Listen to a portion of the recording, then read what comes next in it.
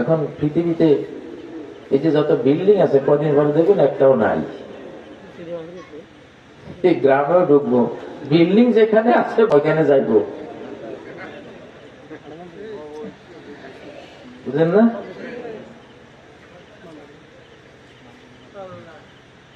এই বিল্ডিং এর ভিতরে থাকা থাকা মনগুলিও বিল্ডিং হয়ে গেছে।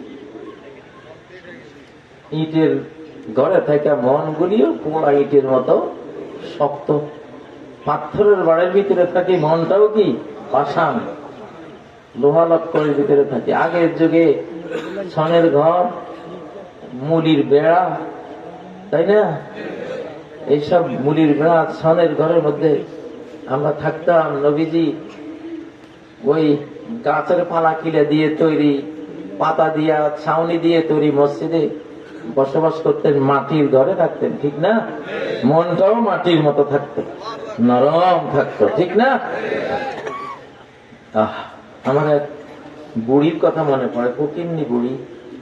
আমার চর জব্বার সুবর্ণ চরে আমার এক বোনের বিয়ে হয়েছিল। তো নূর মোহাম্মদ ওনার নাম, তাওই নাম। তো ওনার বাড়িতে কোনো ইট রড সিমেন্টের কোনো নির্মাণ ছিল না, কাঁচা বাড়ি ছিল। একটা বুড়ি আসতো ওখানে, ভিক্ষা করতে আসতো। তো একবার উনি ওনার টয়লেটটা, চলে তো জোয়ার আসে নষ্ট হয়, টয়লেটটা একটু পাকা করছে। এই বুড়ি কয়, হায় হায় রে নূর মোহাম্মদ মৌলভী সাহেব টয়লেট পাকা করে ফেলাইছে, আমি তো আর এই বাড়িতে আসতাম না। এই বাড়িতে আসা তো আর আমার জন্য সুযোগ রইল না। তোমার মন কেমনে এত পাষাণ হইল? দুনিয়ার 2 দিনের জীবন তুমি এই পাকা টয়লেট বানিয়েছে, আমি আর আসবো না। আর আসে নাই ওই মহিলাটা। ওই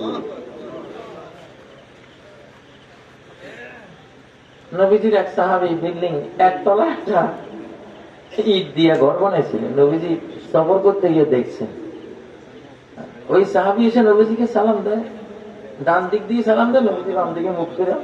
বামের দিকে এসে সালাম দেন, নবীজি ডান দিকে মুখ ফেরান, সালামের জবাব নেন না। ওই সাহাবী তো ভয়ে আতঙ্কিত হয়ে তার সঙ্গীদের জিজ্ঞাসা করলো, মাজা আজনাবতা, আমার কি পাপ হয়েছিল? নবীজিকে সালাম দেয়, উনি সালামের জবাব নিচ্ছেন না। সম্ভবত তুমি যে ইটের বাড়ি বানাইছো, নবীজি গ্রামে হাঁটতে গিয়ে ওই বাড়িটা দেখছে, জিজ্ঞাসা করেছেন এটা কার? লোকেরা বলছে এটা তোমার।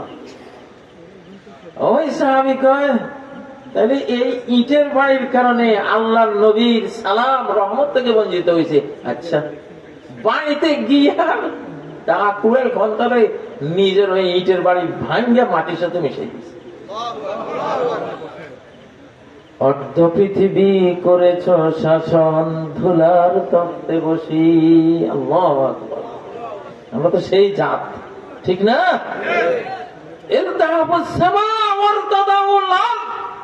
মিশর আফ্রিকা জয় করেছেন আমর ইবনে আল-আস রাদিয়াল্লাহু তাআলার নেতৃত্বে সাহাবায়ে কেরাম।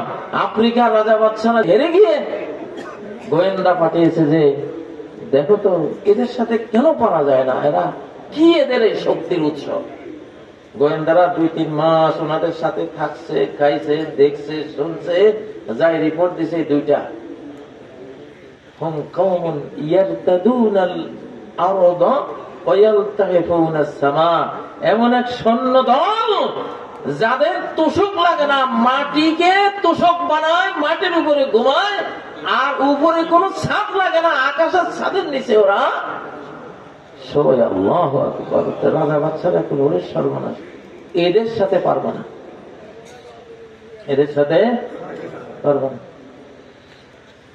আল্লাহ, আমরা তো মুসলমান, মুসলিম জাতি, দুনিয়ার মোহ আমাদেরকে দুর্বল করে দিয়েছে, ঠিক না? ইনশাআল্লাহ আবার ইসলাম আসবে। ইসলাম আসার আগে বিল্ডিং, টাওয়ার, ওই যে বুর্জ খলিফা, আরো বড় বড় যে আকাশচম্বী প্রাসাদ, এইগুলি আগে ভাঙবো। আল্লাহ দেখছেন না কি হয়েছে? মাটির সাথে একই অবস্থা, ঠিক না? অবস্থা একই অবস্থা বাংলাদেশও আসতেছে। তো বিল্ডিং এ বাঁচায় না, কে বাঁচায়? বরং বিল্ডিং এ মারে। ভূমিকম্প হলে মানুষ মরতো না যদি বিল্ডিং না থাকতো। ভূমিকম্পকে মানুষ মারে? মানুষ মারে না তো। মানুষ মারে মানুষের তৈরি বিল্ডিং। এটা একটা কাঁপুনি দিলে নিজের ঘরে নিজের মাথার উপরে পড়ে গোরস্থান, ঠিক না? থাকতো না এসব।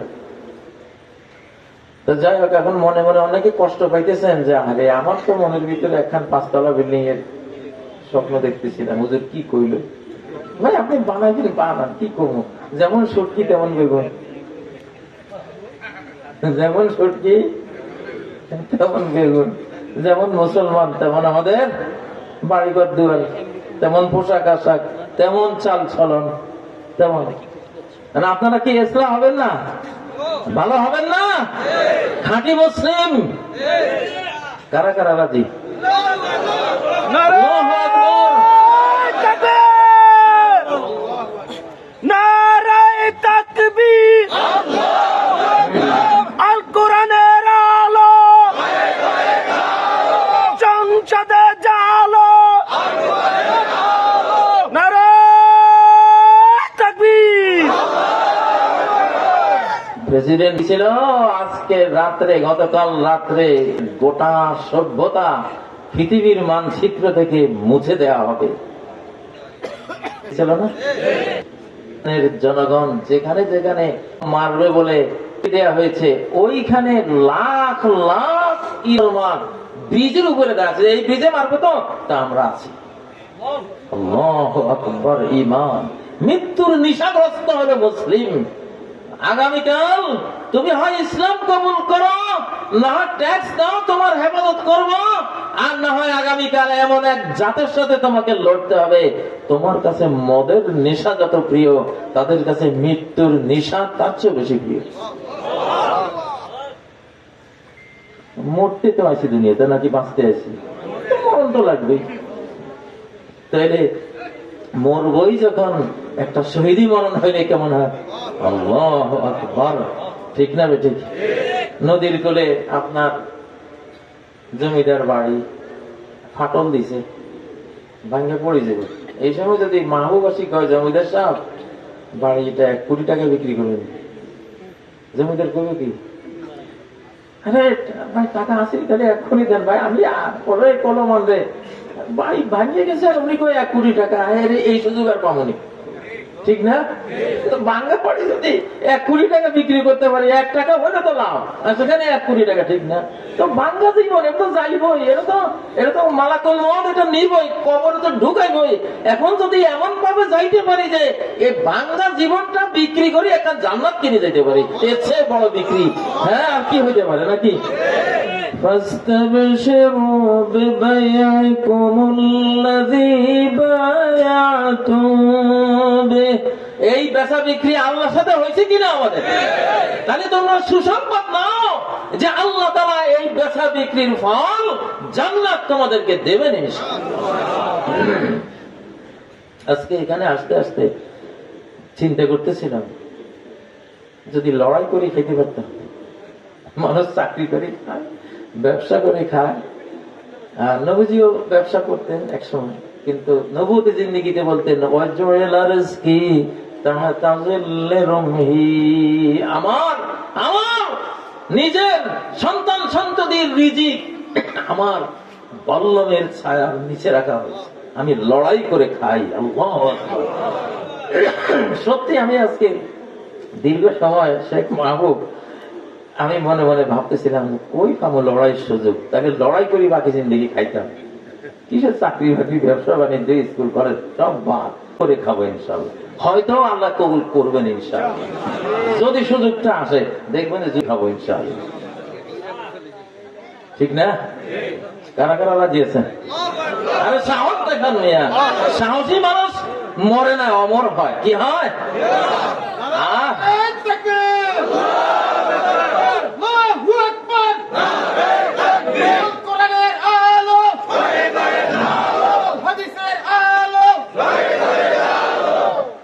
একটা সংবাদ বহুদিন থেকে দিচ্ছি দুনিয়াকে, দুনিয়ার মানুষ কম বুঝে, কম চিন্তা করে, এই জন্য হয়তো ঠকে। এই শতাব্দী 2024 থেকে আগামী 60, 70, 80, 90 বছর যতদিন মুসলিমরা থাকবে, এই শতাব্দী হলো দুর্বলরা বিজয়ী হবে, সবলরা হেরে যাবে ইনশাআল্লাহ। ونريد أن نمن على الذين استضعفوا في الأرض ونجعلهم أئمة ونجعلهم الوارثين। যাদেরকে বহু কাল দাবিয়ে রাখা হয়েছে, চাপিয়ে রাখা হয়েছে, হীনবল করে রাখা হয়েছে, আমার মহাপরিকল্পনা হলো আমি আমার দয়া মায়া শক্তি মত্তা দিয়ে তাদেরকে আমি তুলে আনবো। ওয়ানাজআলাহুম আইম্মা, এদেরকে বিশ্ব নেতা বানাইতে। মরে গিয়েও এখন অমর বিশ্ব নেতা, অমর। দেখেন আবার কোন হুজুর কম নাকি, হুজুর এরা তো শিয়া, আস্তাগফিরুল্লাহ। যখন অমুসলিম আর মুসলিম জাতির লড়াই হয়, আপনাকে অবশ্যই মুসলিমের পক্ষে থাকা ধর্মীয় ফরজ। ধর্ম আপনাকে অনুমতি দেয় না আপনি কোন অমুসলিমের পক্ষ নেবেন একজন মুসলিমের বিরুদ্ধে। একটি মজলুম মুসলিম জাতি, যাদের 1.5 শতাধিক মেয়ে শিশুকে একটা স্কুলে এইভাবে বেঁধে দেওয়া হয়েছে, যারা মারে, আপনি তাদের পক্ষে কথা বলবেন? অসম্ভব কথা। একজন মুসলিম যত খারাপই হোক, খারাপের বিচার আখেরাতে হবে, তার ভিতরেরটার বিচার আখেরাতে হবে। দুনিয়াতে বাহ্যিক সে মুসলিম লা ইলাহা ইল্লাল্লাহ বলেছে, বাস কোনো অপশন নাই। আপনি তাকে বাদ দিয়ে তার যে শত্রু, আল্লাহর যে দুশমন, আল্লাহর শত্রু কোন অমুসলিম বেঈমান, আপনি তার পক্ষ নেবেন? অসম্ভব কথা, এটা হতেই পারে। আমি এই ব্যাপারে একটা কিচ্ছা বলি। হযরত আলী আর মুআবিয়া, ওনারা একজনের বিরুদ্ধে একজন জড়েছিলেন, লাগিয়ে দিয়েছিল রাতের অন্ধকারে। তো হযরত মুআবিয়াকে রোমের বাদশাহ চিঠি লিখেছিল, হে মুআবিয়া, তুমি আমার বন্ধু, তুমি যদি আমাকে বলো তাহলে আমি এক বিশাল সৈন্য বাহিনী পাঠিয়ে তোমার শত্রু আলীর কল্লাকে তোমার দরবারে উপহার হিসাবে পাঠিয়ে দেব। হযরত মুআবিয়া কি উত্তর দিয়েছিলেন? ও রোমের কুত্তা, ও রোমের কুত্তা, 2 ভাই ঝগড়ায় লেগেছি, 2 ভাইয়ের মাঝখানে তোর প্রবেশের অধিকার দিল কে? যদি তুই আর এই জাতীয় কোন আমার পক্ষ নিয়ে আমার ভাই আলীর বিরুদ্ধে কথা বলিস, আমি এক সৈন্যবাহিনী পাঠাবো, যার এক মাথা থাকবে আমার এই দরবারে, আর এক মাথা গিয়ে বসবে তোর দরবারে, তোর কলে আমার ভাই আলীকে আমি উপহার দেবো। এইটারে বলে মুসলিম, ঠিক না বেটি? অথচ হযরত আলী মুআবিয়া, কিন্তু ইমানের প্রশ্নে এসে কি জবাবটা দিলেন? এটাই তো ইমান। তুমি তো আমার মুসলিম, মানে তুমি আমার আল্লাহকে স্বীকার করছো। আমি আল্লাহর দিকে চেয়ে আমার কোন পয়েন্টে তোমার সাথে সংঘাত থাকতে পারে, সেটা লাখের মধ্যে একটা বিষয়, তাই না? 1 লাখ বিষয়ের মধ্যে এক বিষয় তোমার লোক আমি দিতেছি, আর 99,999 বিষয় তুমি আর আমি এক, ঠিক না? এইভাবে কিন্তু আলেমদের বিবেচনা করতে হবে। কারণ এটা হলো জাতি, খ্রিস্টাতি, মুসলিম, 3 জাতির মূলত এটা ধর্মীয়। মুসলমানরা ওদের ক্রুসেড চলছে, ইহুদিরা দাজ্জালকে আনার জন্য ওরা সন্ধি হলো, আজকে আবার মেরে দিছে, সন্ধি হয়েছে কিন্তু আস্তে আস্তে খবর পেয়েছে মেরে দিছে। কারণ ওরা জানে যে আমরা করতে করতে যখন সব ধরে যাবে, তখন আমাদের মুক্তিদাতা মোকাল্লেস, আমাদের নাজাত দাতা যে দাজ্জাল, উনি তখন দয়া পরবশই বের হবেন। আমরা আমাদের এই চরম দুর্গতি না হলে তো ওনাকে পাবো না। এই জন্য আমরা চালাই যাইতে হবে, মরিয়ার বাসা উপায় আসবে না, আর উনি না আসলে আমরা বিশ্ব পাওয়ারও পাবো না। এই জন্য তারা বুঝে, তাহলে তারা কি সন্ধি করবে? করলে 2 দিন পরে আবার মারবে। সন্ধি করলে এই জন্য ঘুরে গেছে, একটু জোগাই লই, আবার মারবে, ঠিক না? ঠিক, এটা হলো এইরকম। এখানে 3 যাচ্ছে, এটা সারা বিশ্বকে নাড়া দেবে। তৃতীয় বিষয় এটা। আপনারা কি মনে করেন কালকে যে পারমাণবিক, সেটা কি এমনি থামছে? এমনি থামে না, আল্লাহ থামাইছে। তোমার এই যুগটা আল্লাহর হাতে। ওয়াযাক্কিরহুম বিআইয়ামিল্লাহ, মানুষকে উপদেশ দাও আল্লাহর টাইম লাইন, আল্লাহর দিনপঞ্জি। একটা সময়সীমা আসে যখন পৃথিবী আল্লাহর নিয়ন্ত্রণে, আল্লাহ মানুষের হাতে ছাড়েন না। আব্রাহা যখন কাবা করতে আসছিল ওই সময়ে দুনিয়ার নিয়ন্ত্রণটা আল্লাহ নিজ হাতে নিয়েছিলেন। এটা আব্দুল মুত্তালিব বুঝছে, কয় যে ইন্নালি হাযাল বাইতে রাব্বান সায়াহফাযুহু, ও আব্রাহা আমার 200 উট তোমার সৈন্যবাহিনী লুট করে আনছে, ফেরত দাও। আব্রাহা কয় আয় রে, তোমারে ভাবছি তুমি রাজকীয় ফিগার, কত বড় মন, কাবার রক্ষী, তুমি কাবার কথা বলো না, কিছু উটের কথা বলতে হয়েছে তোমার কাছে। কাবা শরীফ হচ্ছে উটের দাম বেশি, সি সি সি, কি ভাবলাম আর কি পাইলাম। তখন আব্দুল মুত্তালিব সেই বিশ্ববিখ্যাত উক্তিটা করেছিলেন, ইন্নী আনা রব্বুল মাল, দেখো আব্রাহা আমি ওটের মালিক, এই জন্য ওটের কথা বলতে আসছি। ওয়া ইন্না লিহাযাল বাইতি রাব্বান, জেনে রাখো এই কাবার একজন রব আছেন, মালিক আছেন, তিনি এই কাবা রক্ষা করবেন। وأرسل عليهم طيرا أبابيل, পাঠাইছে কিনা আল্লাহ, বিশাল হস্তি বাহিনী মেরে দিছে ছোট্ট ছোট্ট, ছোট্ট দিয়া বড়কে মেরে দেয়া। যখন দেখবেন দুনিয়াতে বুঝবেন এখানে আল্লাহ আছে। আবাবিল টাইপের ছোট্ট কোন দুর্বল কিছু দিয়া মহা শক্তিশালী কোন বাহিনী শক্তিকে যখন গুড়িয়ে দেয় কোথাও, বুঝবেন এখানে কে আছে, সে আল্লাহ আছে। এই কাজ তো এর তো শক্তি নেই, কি দিয়ে কি করি। যে মহাশক্তি নিয়ে আইছিল কি আছে, বেচারা কি বানাইছে ওইটা দিয়া। হ্যাঁ, আমার মনে পিছিয়ে মনে হয় যেন ফেরেশতারা নিয়ে মারতেছে ওইখানে, ওরা ছুটতেছে আর ফেরেশতারা বুঝি লাইন গার্ড সব ঠিক করে দিতেছে। হ্যাঁ হ্যাঁ, এখানে বস্তু আছে, এখানে প্রযুক্তি আছে, বাট ফেরেশতাও আছে, ফেরেশতাও আছে। এই জন্য আমাদের তাওহীদ হলো মুসলমানদের। আল্লাহ আমাদেরকে বুঝাইছেন যে যে মনে করবে যে তারা ওষুধে ভালো করে, শিরিক করবে, খাবে মুখে ওষুধ, ওষুধ মুখে দিয়া দোয়াটা করবে কি, আল্লাহুম্মা রাব্বান নাস মুযিবাল বাস ইশফি, আল্লাহ তুমি রব, মানুষের রব, রোগ নিরাময়কারী তুমি, তুমি সাফ শেফা দাও। ওষুধ শেফা দেবে না আমাকে তুমি শেফা দেবা। ওষুধ একটা ওসিলা, তুমি ঈমান পরীক্ষা করতেছো আমার, দেখি বান্দারে একটা ওষুধ ধরাই দিই, ওষুধ খাইয়ে আসে কিভাবে দেখি ওষুধে ভালো করছে না আমি ভালো করছি, এটা পরীক্ষা। আল্লাহু আকবার। যে ভাবছে যে ওষুধে ভালো করছে ফেল, আর যে ভাবছে ওষুধে ভালো করে নাই, ওষুধ দিয়া ভালোটা করছে কে, আমারে আমার আল্লাহ। ওই যে আমার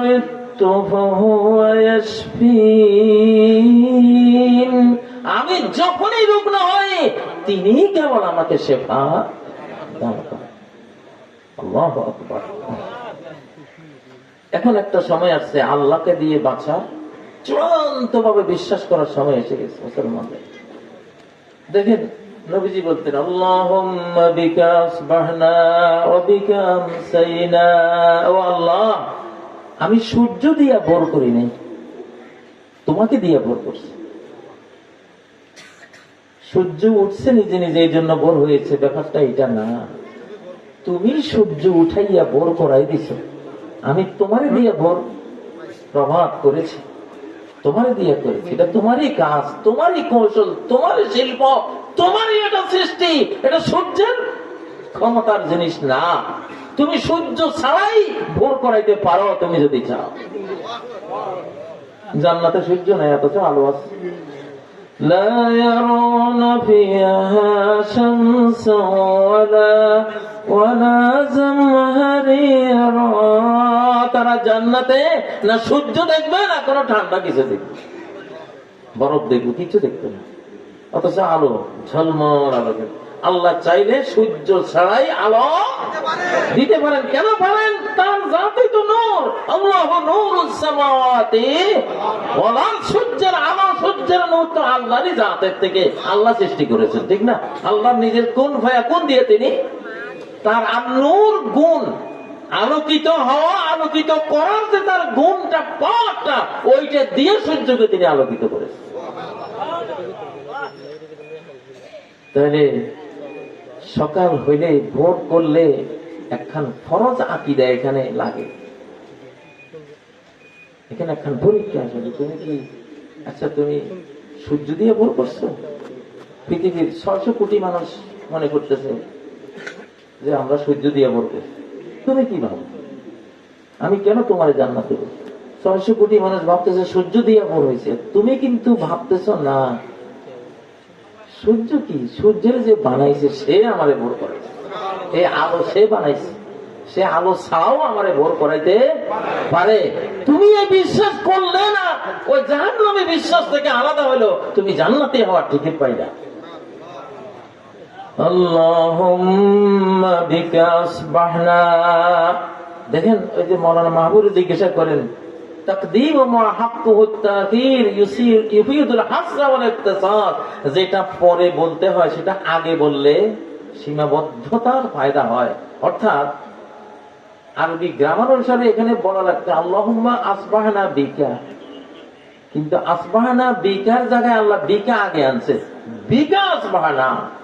এর ফায়দা কি?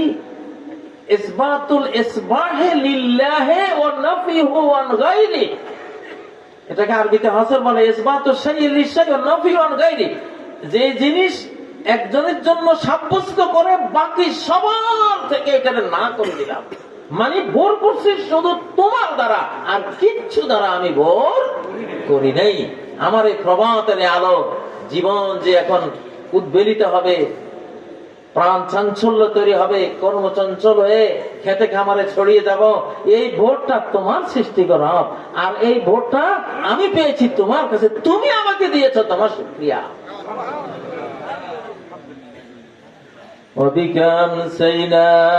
সন্ধ্যা যখন করব, রাত আইসে দেখি সন্ধ্যা হয়েছে, এটা রাত তো আইসে, কিন্তু রাতটা বানাইলো কি? রাতটা বানাইলো কি? গ্রামে সুন্দর একটা বিল্ডিং দেখলে দেখা মাত্র মানুষের ব্রেন মালিকের দিকে যায়, কে এখন বিল্ডিং এর ভিতরে ভাড়া থাকে না কি থাকে, ওই দিকে যায় না, কে রে বানাইছে এত সুন্দর বিল্ডিং, এটা এই বিল্ডিং এর কার, ঠিক না? মালিক খোঁজে না। মোটর সাইকেল এখন রাস্তা ফাতালে ফিরে দিয়েছে, রিক্সা চলে না, সাইকেলও যায় না, প্রথমে কোন হারা মিলে এখানে মোটর সাইকেল এটা থুইছে, মালিকের খোঁজে, ঠিক না? আল্লাহু আকবার। এটা আল্লাহ দিছে যে মানুষ যে কোনো একটা জিনিস সুন্দর বা যে কোনো জিনিস দেখলে, আপনার উঠোনে গরুর গোবর, কিরে আমার তো গরু নেই, কার গরুর এখানে আছে? গরুর দোষ নাই, গরুর মালিকের খোঁজে। কত ব্যাগ করছে, গরু ছাড়িয়ে দিছে, আর গরু এসে এখানে সমস্যা করছে, ঠিক না কথা? মালিকের খোঁজে। আপনারা মালিক খুঁজতেন না?